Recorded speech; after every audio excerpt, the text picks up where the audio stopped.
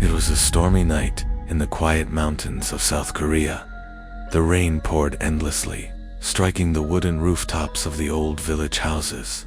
The villagers sat inside, whispering old tales to keep themselves company. Among them was one story that was never told too loudly, a legend that made even the bravest men lower their voices. They spoke of a shrine abandoned long ago, a shrine that once belonged to a powerful shaman named Sianwa. She was respected at first, known for her exorcisms and her ability to ward off evil spirits. But over time, the villagers grew afraid of her. Her rituals became darker, her sacrifices stranger. They said she began calling not just upon gods, but upon demons too. She sought power beyond what a human was meant to hold. One night, the villagers followed the trail of strange chants echoing from her shrine. What they found inside was terrifying. The walls were painted with blood, strange masks hung upside down, and the smell of rotting flesh filled the air. In the center of the room, Sianwa was performing a ritual, her body convulsing as if something inside her was tearing its way out. Her screams echoed through the forest. Then suddenly, the noise stopped. She collapsed, her body lifeless, but the symbols on the floor continued to glow faintly. From that day forward, the shrine was abandoned. No one dared to go near it.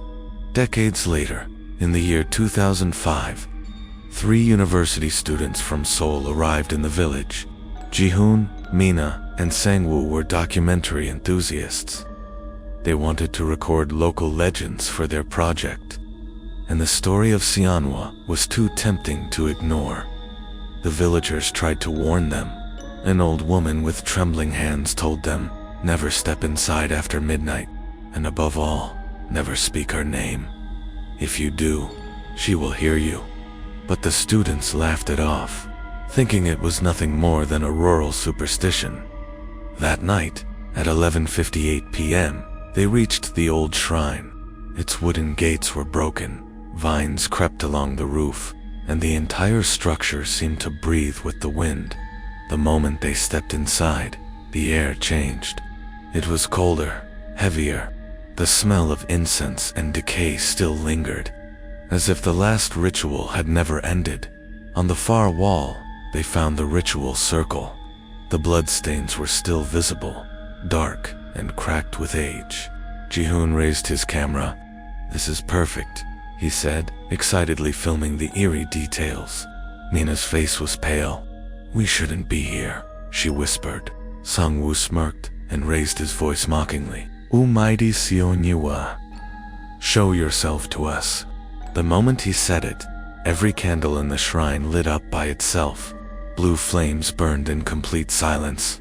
The 3 froze, their breath visible in the freezing air. Then came a whisper, faint but clear, drifting through the shadows. "You called me?" The sound made their skin crawl. Ji-hoon swung his flashlight around but saw nothing. Mina clutched his arm, eyes wide with terror. Sang-woo's mocking smile faded. "Who's there?" he stammered. Then the shadows moved. Long strands of black hair slid across the wall like snakes. A pale face emerged, its eyes nothing but bleeding holes, its mouth stretching unnaturally wide. The figure stepped out of the darkness. It was Sianwa. "You dare disturb my ritual." Her voice cracked like glass. The ground beneath them trembled. The blood circle glowed a fiery red. Ji-hoon's camera slipped from his hands and hit the ground. The footage turned to static before briefly showing a distorted figure crawling across the floor. Mina screamed as skeletal hands burst through the wooden floor, clutching her ankles. Dozens of decayed hands pulled at her, dragging her down. She thrashed, crying out, "Help me, please." Sang-woo grabbed her arms, but the hands only tightened their grip. One bony hand wrapped around his throat, choking him. Ji-hoon shouted desperately, "There must be a way to end this. The ritual stop, the ritual." But he didn't know how. All he remembered was the old woman's warning, "Never speak her name." But Sang-woo already had. The curse was sealed. The doors of the shrine slammed shut with a deafening bang. the wind screamed through the cracks.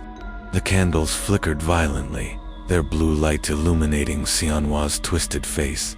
Then, in an instant, everything went dark.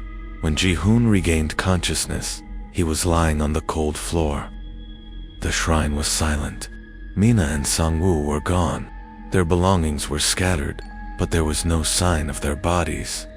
The blood circle had stopped glowing, but a faint smell of burning flesh hung in the air. Terrified, 𝗗𝗜𝗦𝗖𝗟𝗔𝗜𝗠𝗘𝗥 staggered outside into the pouring rain.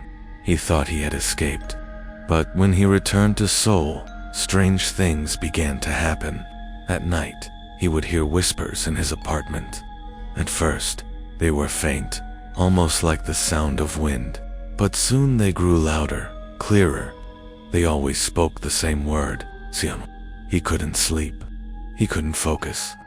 Shadows moved in the corners of his vision. Sometimes he would catch a glimpse of long black hair disappearing around a corner. He tried to convince himself it was just paranoia, but one night, his camera, the same one he used at the shrine, turned on by itself. The screen showed footage he had never recorded. It was his bedroom. The angle was strange, as if the camera was floating in mid-air. He was sleeping in the bed.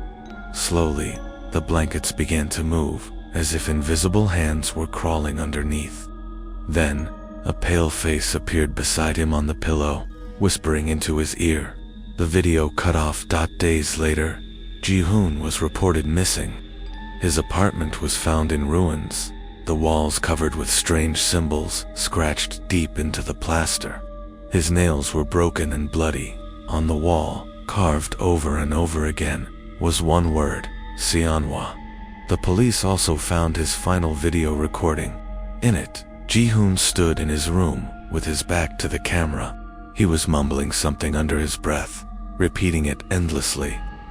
When he finally turned around, his eyes were gone, leaving only black, bleeding sockets. His mouth stretched wide as he whispered directly into the lens. "You called me." The tape ended there. No one in the village ever spoke of Sianwa again. The shrine still stands deep in the mountains, rotting and silent, but some say, when the rain falls heavy and the night grows still, you can hear three voices screaming from the forest, 𝗗𝗜𝗦𝗖𝗟𝗑𝗏, Mina, and Sangwoo, forever trapped in the shaman's curse.